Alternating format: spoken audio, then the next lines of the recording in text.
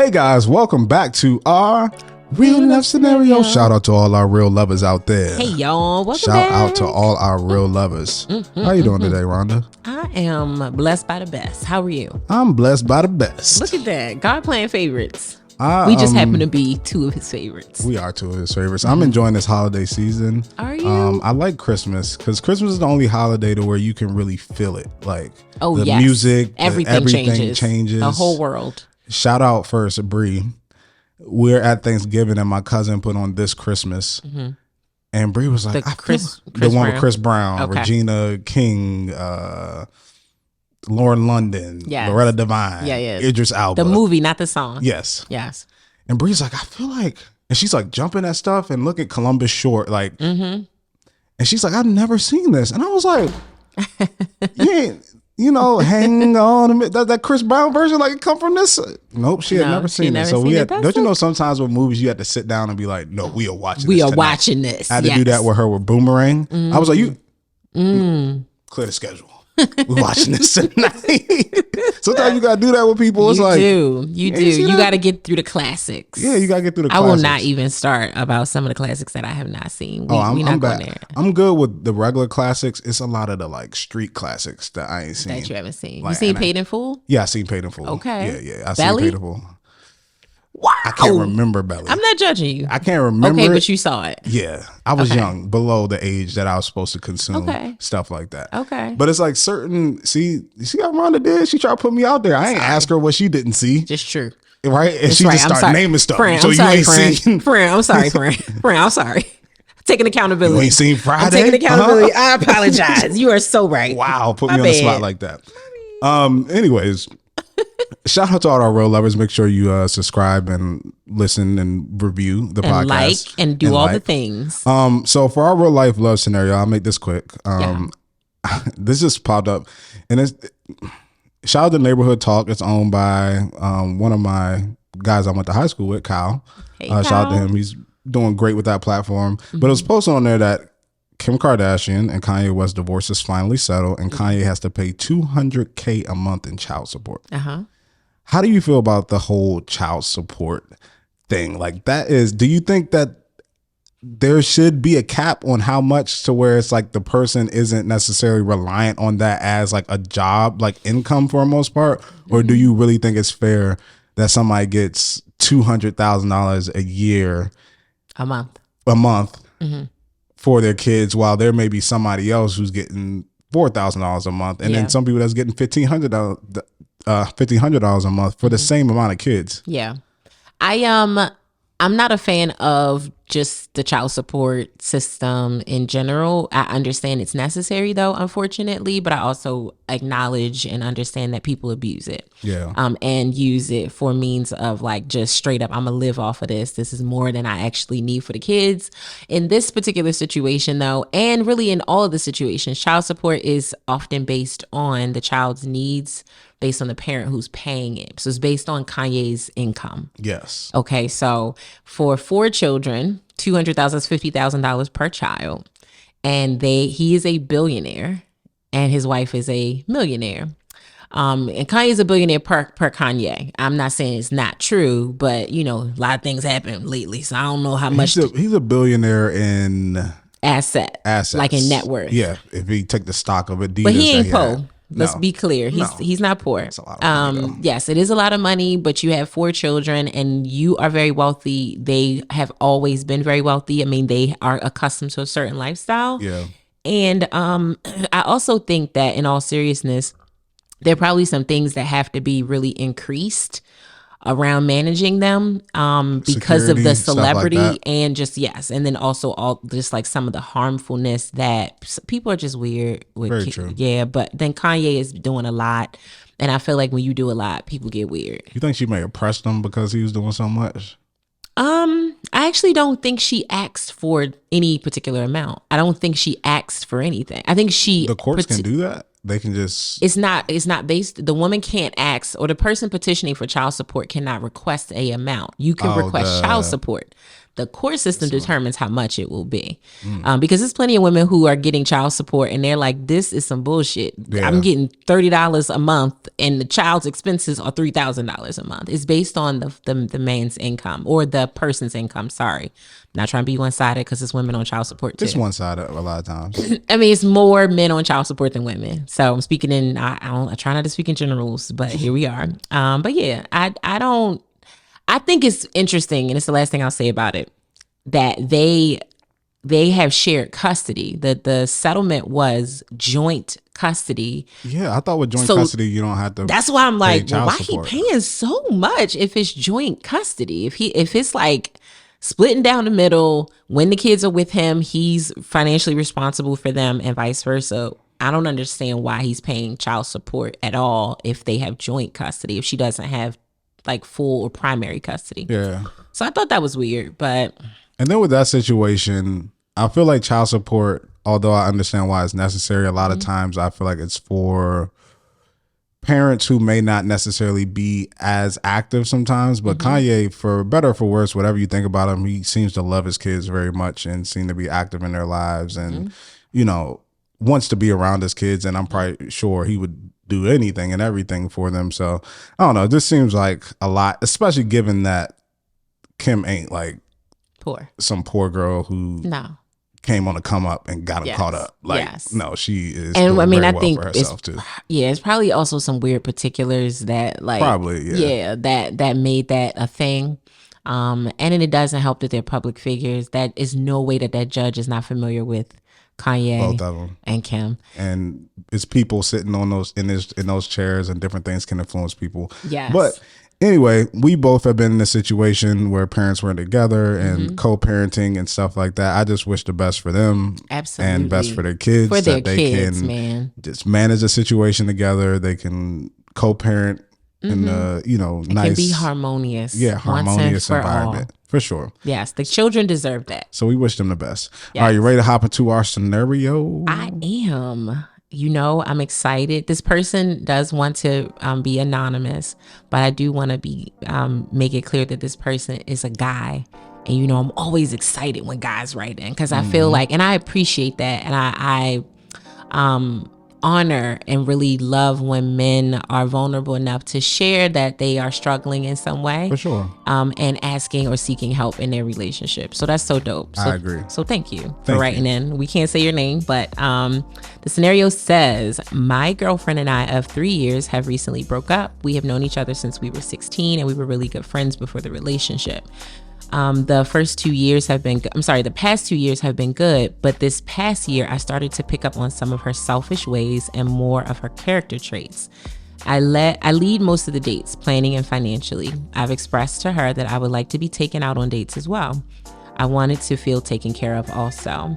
I felt leading up to the breakup, she didn't even want to do some of the small things. I asked her if she could purchase a small breakfast for us after an amazing weekend, and she blatantly told me no, after I covered majority of the weekend expenses for us.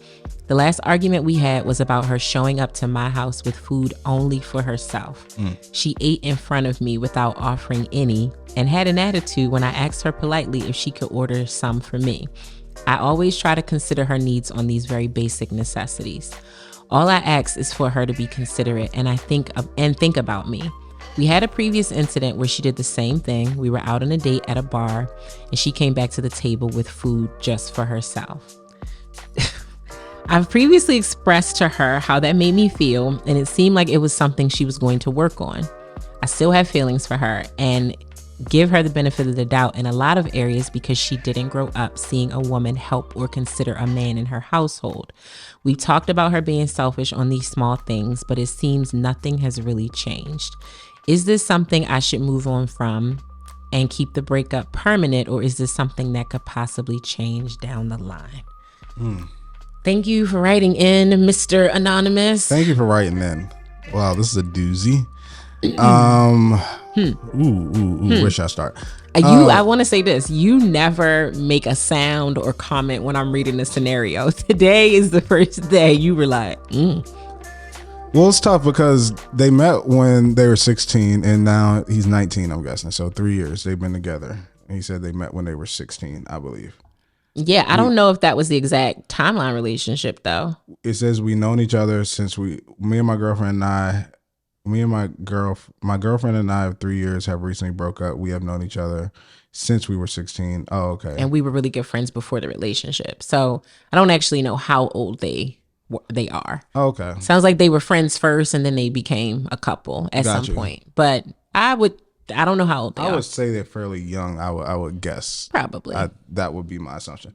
And I guess that's important because that plays into what I would think about the situation. Because, if you're young, and I don't know if this is a situation, but I'll just give this piece of advice as if it is the situation. But when you're young, especially in your teenage years, 20, 21, 19, like, I don't even think, like, some people, you got to explore a little bit. And if you've been in something for so long with somebody, you start to get that itch if you've never actually had a chance to like explore yourself. That's why when I was in college and I would always meet freshmen, like girls, and they'd be like, oh yeah, I have a boyfriend. You just know that's not going to last. Like that guy from high school, like, it's never going to last. It's not, because you guys he's exploring new things. You're exploring new things. You're in a new place, in a new stage in your life, and you'll start to grow apart, and you'll want to experience new things and want to try new things. And sometimes that just happens to where the relationship doesn't stay together and people grow apart that way. So I don't know if that's the case in what their age is, but I know that can be a thing. Yeah, for sure. I would agree with you. More often than not, who you like, your high school sweetheart or your college sweetheart isn't always going to be your person, but there are people who wind up being with and marrying their college or high school person. I do think though, when that happens, they still experience all of what you just said within that relationship. Like it's really wild and turbulent. It's probably like 7 breakups. A lot of turbulence in the beginning. In them college years, you broke up, you got back together, you broke up, you got back together. Yes.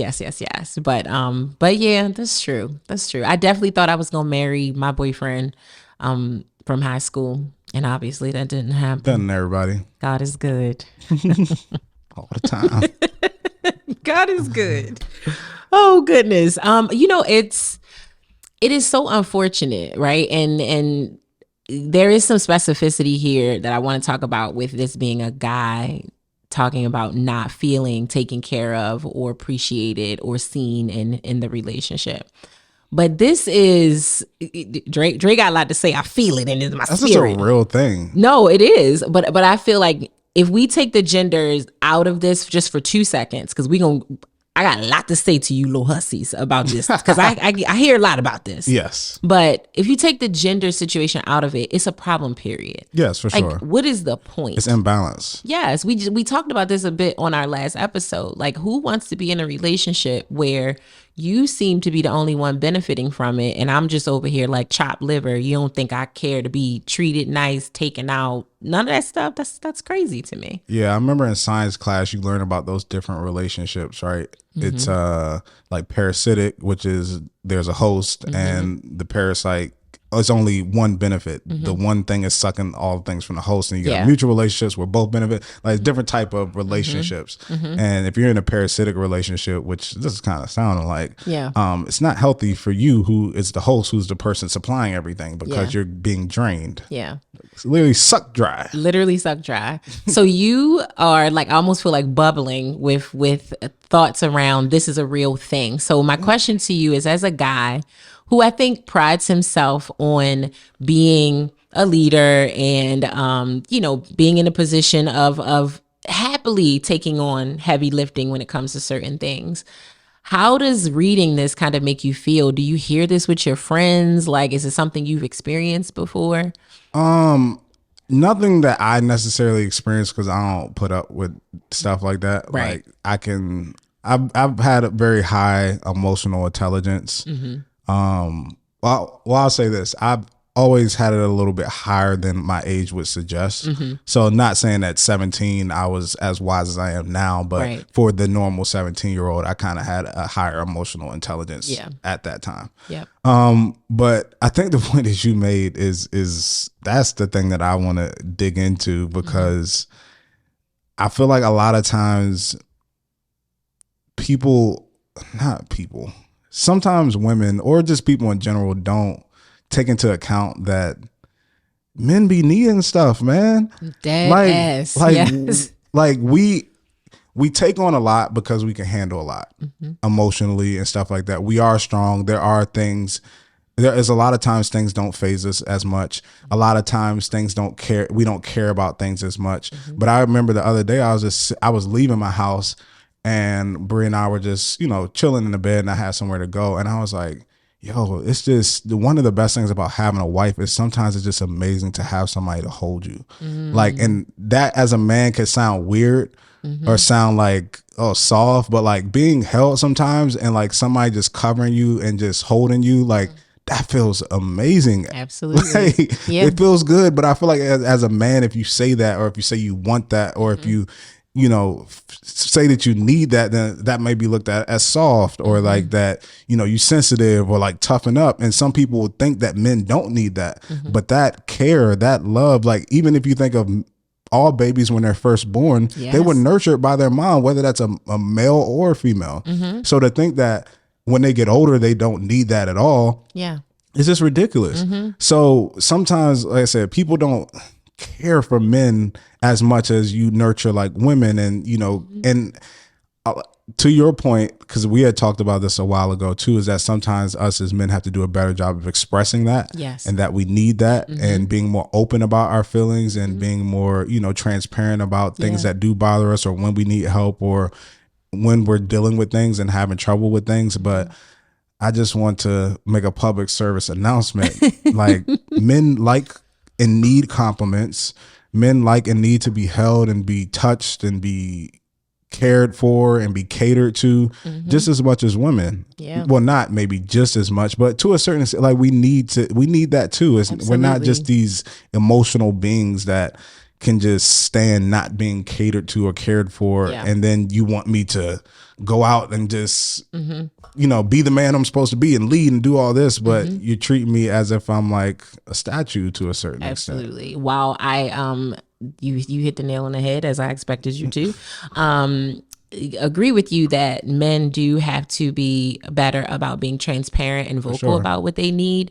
Women and other men, amongst your own circles, your family members that are guys, your friends. Hard, no, I know it's hard. Listen, what I was about to say, not so much being transparent about it. Us on the receiving end have to do better at creating space for that, holding space for a man to be able to say, yo, I'm struggling. Yo, I need a hug. I need to be held, to say I love you and it not be made to feel weird. Yeah. I watched a clip from Trevor Noah. It went really viral recently. Yes. Brilliant mind, and a very funny man. But it was so beautiful where he just literally talked about like how exactly what you said, like how even amongst each other, like men cannot do and say the things that women very freely do and say amongst each other. Like we have a certain camaraderie women do where we often greet each other with touching. And I mean the real kind, like hugging each other, touching each other's hair. Oh my God, you look so pretty. Look at you. Da, da, da. And I'm not saying you guys have to do that, but you should feel comfortable being able to actually hug your homeboy, hug your male family member. Like I remember getting a little frustrated with my brother before because he would make my nephew feel like weird for wanting to be so affectionate when he was a little boy. And he's just a kid, he doesn't see this as some weird, we're both guys thing. He's your son and you're his dad, and he should want to hug you. He should want to kiss you and tell you that he loves you. You should want that. Imagine there are fathers who don't have kids anymore, or men who can't have kids, who would love the affection of a child. So while men do need to, certainly, and I'm not putting any blame on guys at all, men do need to say it. People need to make space for it. And in relationships, women, we need to make space for that, to hold space and not make him feel soft or weak. And honestly, what is wrong with the man being soft sometimes? That's okay. He's a human being. Again, take the gender out of it. Just like you just said, we all come through a womb. We come through a woman's body. A part of the process when you first have a baby is that skin to skin. That is a requirement almost. Like they make you do that. Yeah. that is because that human being, regardless of its gender, needs to feel that. That feeling never goes away. That's why being held by Bree feels so good. Although you're totally not a baby anymore, it's because that was how you first learned bonding. That's how you first learned love, was that type of holding and touching. It's why when we sleep, oftentimes we ball up. It's how we slept when we were being baked and when we were coming into the world. That's how we were comfortable. So I really hate it that men don't sometimes get the space to do that, and that they're made to feel like you gotta be tough. This world has done a really bad job of making men feel that way. But I hope that women continue to, because I know there are plenty of women who do it, but more women continue to honor that and celebrate that and welcome it and ask for it, because sometimes he just needs to know that he can do that. As long as he knows he can do it and it's safe, I think most men will do it if they know that it's a safe space for them to do that. That's what I think that's the key, right? Is finding a safe space. I think if you find most women, if you've been in serious relationships with men, you do a lot of times get to see the softer side of a man, because he feels safe in that space. I know women who you may see a guy from the exterior and they be like, man, he be crying all the time, like about everything. Like, you know, he's so sensitive or but on the outside looking in, you wouldn't necessarily, you know, see that. So I think that's just a borderline message for this scenario. It's just like, don't think that, I know sometimes we can have this appearance of being super duper strong men sometimes. And to a certain extent, we feel like we have to, because somebody has to be the one that if things are going left, somebody has to be the leveling force or the steady force in this and keep the head on straight and power through and, you know, try to put the emotions aside to keep. So we do have to feel like we wear that sometimes and have to put on that type of demeanor and stuff, but don't mistake that for being the constant thing that we always feel or the regular for us. It's like, no, we crave affection. Absolutely. We want affection, and we feel more connected to you when you give us that.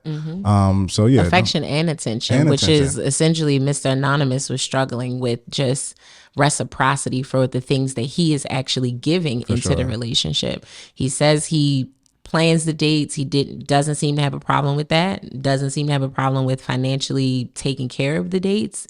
The fact that I think the part that tripped me out the most, Dre, was two things. You would go get some food on your way to your man's house. Get the food, go to the store. You know you about to go to your man's house. You get the food and you don't even hit him like, hey, you want something or you hungry?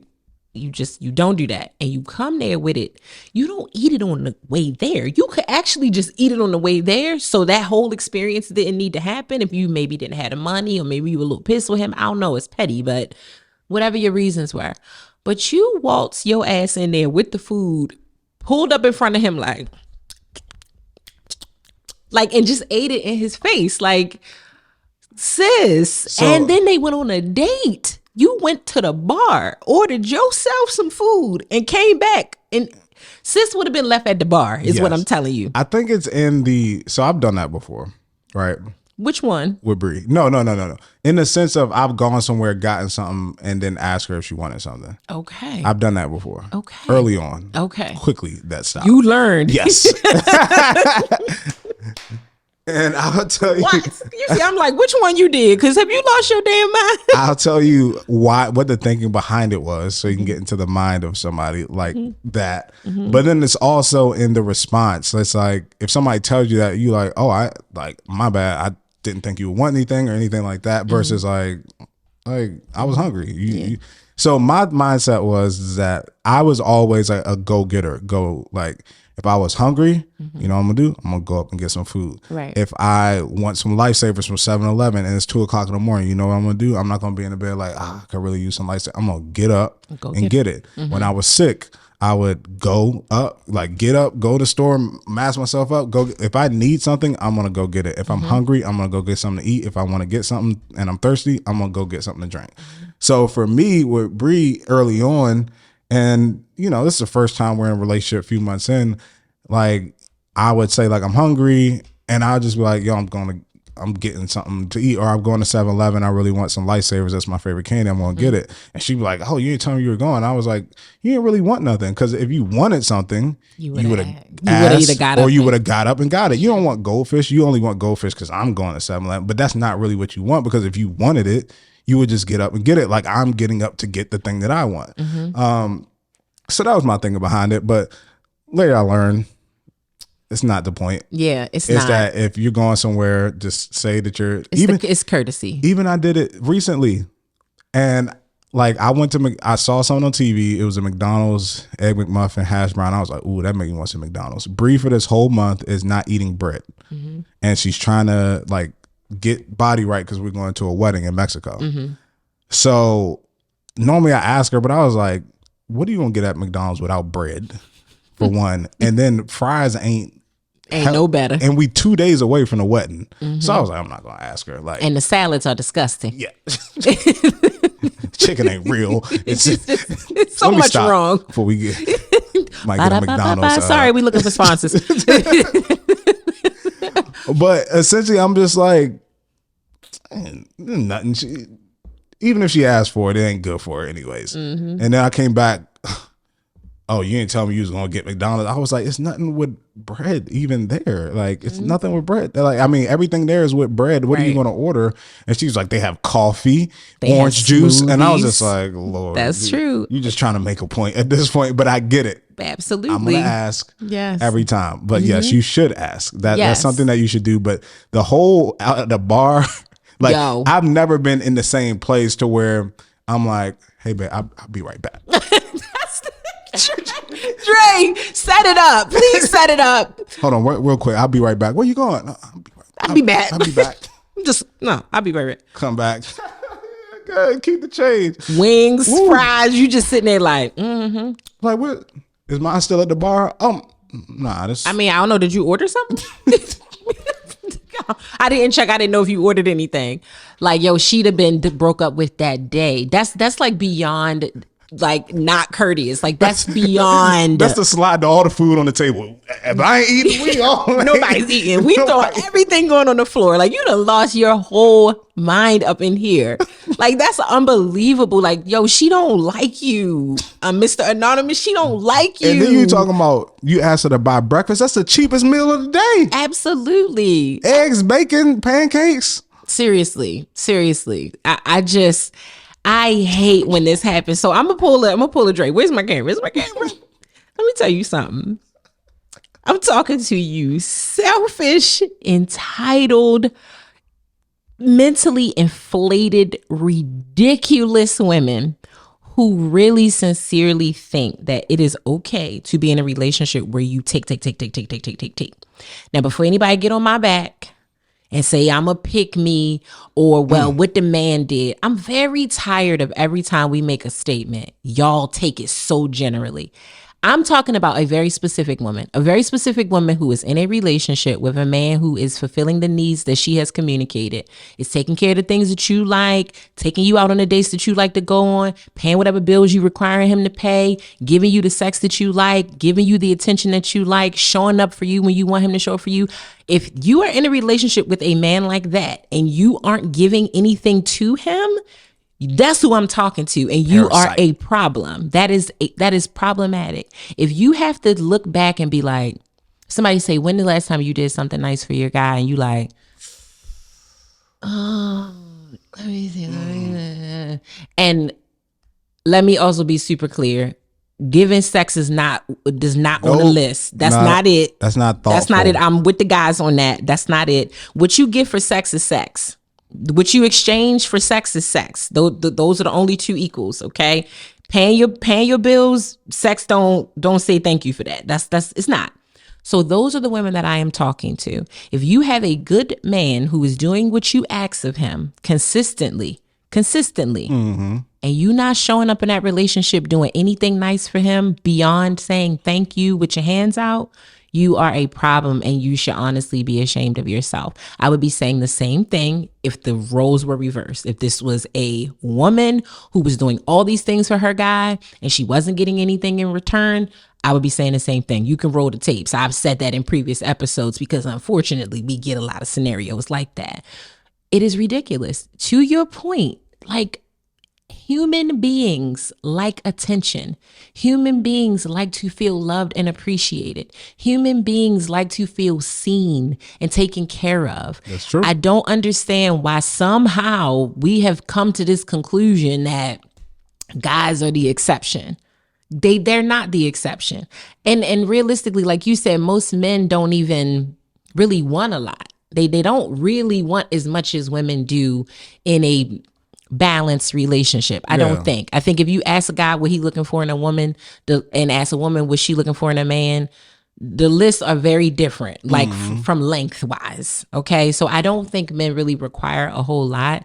I also find it strange when women think it's weird to like take your guy on a date. Again, this is a man who is deserving of it. I'm not telling you to trick off or treat or be overly nice to and accommodating to a man that doesn't deserve it. That's stupid. To a man that deserves it, why wouldn't you do that? I can't wrap my head around that. And I've heard women say like, you should appreciate him because it's plenty of men out here that are trash, or it's women out here that would love a man like that. All those things are true, but that should not be the thing, or that pushes you to appreciate your person.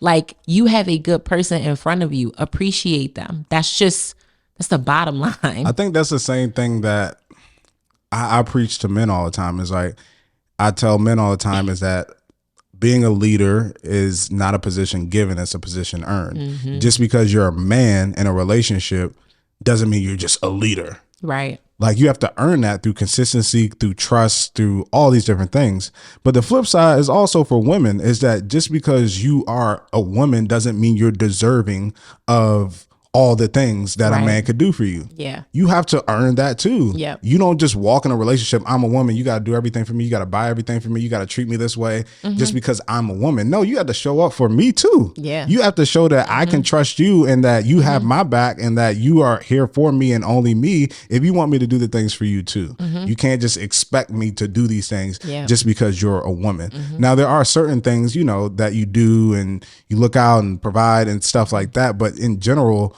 why would I waste my precious resources and love and time and attention on somebody who can't even give me just an ounce of that back? Right. And insane. It doesn't make sense. It doesn't make any sense whatsoever. And I feel like a lot of times when people are in situations, or like women are like that, because again, we're talking very specifically about Mr. Anonymous's story. Another thing that I need sometimes for our viewers and watchers to understand. Oftentimes we are framing what we talk about on this show to the person who wrote in. Yes. Okay. Like, Very while all things may be possible, we are often talking and giving advice to the person that wrote in. That's the whole premise of our show, guys. Yes. Just so you know. And but yes, like, I think a lot of times they just are so oblivious. Like, they just almost set it on cruise control and don't even realize that they're being this way. Like, you should be doing inventory on yourself. Maybe it's creating a checklist, a monthly checklist around like, what have we done to serve one another in our relationship in the last 30 days? Maybe you don't feel like you need it every 30 days. Maybe you need it every 60 days. But what have we done to serve one another in this relationship? I would love to do that in my relationship. Like, keep my own list of things that I feel like I've done to serve my partner. Him keep his own list of what he's felt like he's done to serve me. And then we compare lists and see where we can improve, where we can maybe adjust some things, where we make, like, do the inventory consistently to make sure that, like, we're good, like, doing these check-ins. Like, do you feel loved and appreciated? I may feel like I'm giving you love and appreciation, but it doesn't mean anything if I'm not giving it to you in the way that you need it and the way that you require it. Yeah. No, I completely agree. So it's two things. I think this kind of piggybacks on what I talked about last episode and separating your relationship. And this is the perfect example. It's like, finances are finances, but what is the relationship like? Like, if you took the finance part out of it and what you do for her, like, would she still want to be with you? You know what I'm saying? It seems like she's benefiting more from what you're doing than you're benefiting from what she's contributing to the situation. Yeah. But also, it takes me back to, I remember one time, and I've said this a lot, of what Bree said to me is, you're the first guy I ever felt lucky to be with. And I always said I want to deep dive into that, because I feel like the mindsets change when a woman feels like she's lucky to be with a man versus a man lucky. You feel like, you know, vice versa. Excuse me. Because I feel like in a situation like this, that's when what you said, something like sex, could be seen as, this is the prize for you, because you lucky I'm even entertaining you, honestly. And if it weren't for you taking care of blah, blah, blah. So because I'm even with you and I'm giving you this, as Mona would say, this cat, like, you should just be grateful, and you need to take care of the rest.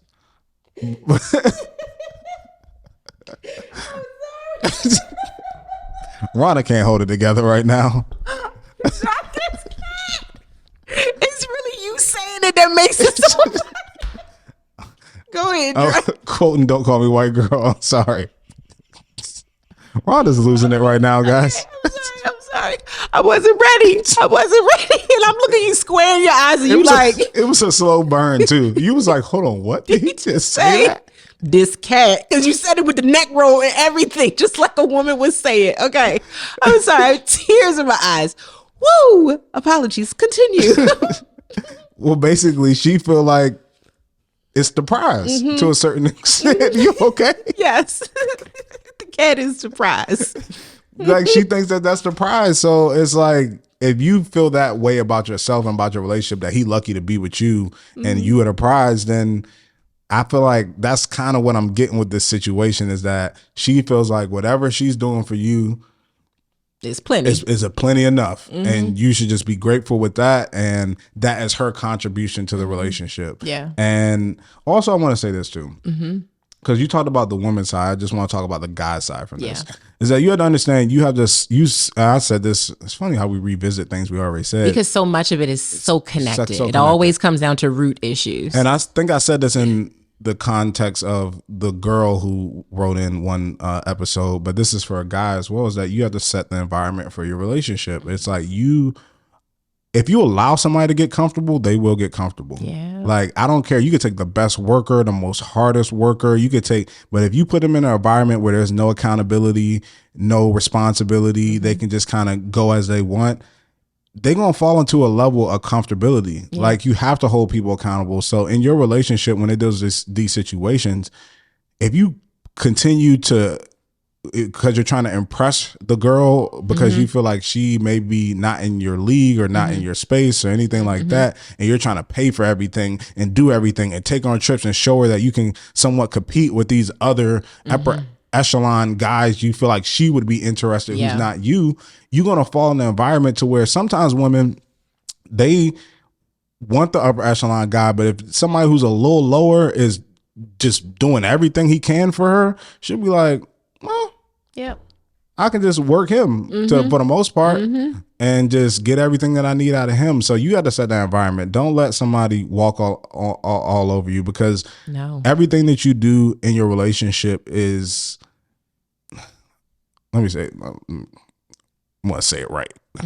Everything that you do from the beginning of your relationship to the current time is really just bricks in a building. It's all being built upon that last thing that happened the day before and the day before and the day before and the day before. And you don't want the foundation or the floors or the levels of your relationship to be this rocky thing. And if you keep letting things like what she's doing in this scenario with her, you know, not paying for stuff or not catering to you as a man and being dismissive of you, that's just another brick in your relationship. And then guess what? When you start stumping in that house, it's not stable, and you're going to end up falling, and it's going to fall all apart because you're allowing that to be a brick and a brick and a brick that you guys continue to stick in that relationship on. So for you need to nip that in the bud. You need to be like, I'm not building my house with this type of stuff. Like, we're not building our relationship on this type of behavior. I'm not letting this go. I don't want a house built on this. I don't want a relationship built on this. So if you can't change your behavior or have some type of care or anything, honestly, you're not the person for me. No, because that's not what I want out of a partner. A partner. A partner. That's That's where I was about to go. Partner. This is a partnership. It's a partnership. Like you really got me sitting at the table while you ordered food at the bar and just let me at the table. That's wild. So wild. Partnership is it. And I think that is one of our biggest pieces of consistent advice that we give episode over episode, depending on the scenario, but that always comes up. Almost anything that we say, any piece of advice that we give, any insight that we share, it is often rooted in partnership, and it stands and holds true no matter who we're talking about. While the scenario, it might be the woman writing in talking about a man, if it was a man writing in saying the exact same things about a woman, advice would stand. Okay, like relationships are supposed to be partnerships. Yes, some partnerships are 70-30, some partnerships are 50-50, some partnerships are 60-40. You all have to figure out what that quote unquote split is. And as Dre always says, which I love, this is not two halves coming together. This is two wholes growing together. That is true partnership. You should be giving what you want. That's what you should be giving. In a relationship, you should be giving what you would like. Okay, if you don't have the means to do it at the levels that your partner can, that's one thing. But that doesn't mean you can't do something. That doesn't mean just because you can't take me on a trip for an entire weekend doesn't mean you can't buy me some $10 flowers from the grocery store. I'm gonna still appreciate the effort. I'm gonna still appreciate the fact that you saw me enough. It's so many old, small little things. This post went viral recently. This guy like runs down, it was like $300 total, but it was like 5 or 6 different things. One thing was like $10, like go to the grocery store and get the flowers. Go get the car wash. You understand? My ex, shout out to him. I know y'all probably think I want to get back with him. I don't. But he was just a great man, and I can acknowledge that. One of the things that I loved about him and our relationship was the fact that he got the car wash and put gas in it. That did not cost him a lot of money, and he did lots of other things that were way more expensive that weren't necessarily my favorites. I was thankful for those things, but that car washing and putting the gas in the car, I miss it to this day. Yeah. Miss it to this day. Okay. 2 things I hate: getting my car washed and putting gas in it. So I will get off my soapbox about it, but realistically, it's about partnership. You should be giving what you would like to receive. Yes. It's very, very, very simple. His question is, should he leave the breakup the way it is? Well, that's what I was about to say as we end this and bring this to a close. Rarely do we get the situations to where somebody's like, we recently broke up. Like y'all already broke up. Yeah. And normally it's like, should I stay? Should I give them another chance? I'm happy to hear that you guys, not happy to hear, I won't say that. Yeah. But, I'm it seems like it was leading to that. And I'm glad that you had the courage. Because that's the thing. A lot of people don't have the courage to leave something. Yeah, especially when they still have really strong feelings, and he does. He does, yeah. We don't have the courage. So I'm glad you had the courage, even if it's to take a step back and evaluate. I'm glad you had the courage to write in and just ask for guidance and ask for help. Yeah. Because a lot of men don't do that. Right. And I'm happy for you. I'm proud of you for doing that. Yeah. And I think you're going about this the right way. You're really evaluating. But at the end of the day, you just have to think about what you ultimately want out of a partner. Like I said, the growing together and projecting out your relationship 3, 4, 5 years down the road when kids are added, when a house and a car, all these things. Like you have to think about all these situations and take moments in your relationship that can almost be indicative of somebody's character and see like, in different situations, like would this person be thinking about me like I'm thinking about them? And it seems like I can't. I just reread the bar thing again and it was on a date. And that's ridiculous. Like we were out together on a date. Even you pulled up to my house, start eating. Yeah. Wow. On my face. Wild. Man, babe, you ain't give me nothing. Can you order me something? Order you. Right. Got an attitude when I actually asked you to just get, nope. What get the stepping. What Mark say? Out. Get your ass out of here. She'd have came to that table with that food and I'd have been like, oh, you got yourself some food? I'd have been like, okay, well, have a good night. Have a good night. Have a good life. I gotta go. Okay. I don't know how you getting home. I don't give a damn. See you later, Stink. Gotta go. That's crazy. The bar thing is wild. Yes, it's very crazy. He asked, do we think she could change? Yeah, of course. But do you want to stick around for that? Yeah. I mean, it's up to you. I don't know, again, how old you are. We're assuming that you're pretty young. If you want to try to see if it's going to work, because you already expressed it to her when you were together and it didn't change. So if you want to knock yourself out and waste a little bit more of your time, money, and energy on trying to get somebody to appreciate you who should seemingly already appreciate you because you were doing what you're supposed to do, I wouldn't advise it, but knock yourself out. But I think you should keep it the way that it is. And if she does, in fact, change, I don't know, you have to understand how she would be able to really signal that to you without you all being together. Yeah, you can't repair the hole with the duct tape already on it. You got to peel the duct tape off, and then you can repair the hole. You can't be still holding her together with her issues. You know, you have to leave from the situation, and she has to heal. Absolutely. So that's our suggestion. Absolutely. We don't have any bad advice for you, because I think you made a good decision. We do. I was about to say your name, but I think you made a good decision, buddy. Mr. Anonymous. We appreciate you writing in. And if you want to write in and tell us your scenario, you can go to www.relationshiprestore.com. Especially guys, this is a safe space. This is a safe space for the real lovers. That's right. If you say you want to be anonymous, you're going to be anonymous. Yes, you are. Yes, you are. We ain't going to tell nobody. Even if we forget, we'll cut it out. Yes, we will. We'll bleep it out. We've had to do that before. If you've been here for a while, you know that. Not going to say who did it. Your smush voice. And listen, be sure to follow us on social. I'm at Ronnie Cakes. That is Dre Smith. And we appreciate you. At Relationship Restored. Yes. Love you guys. See ya.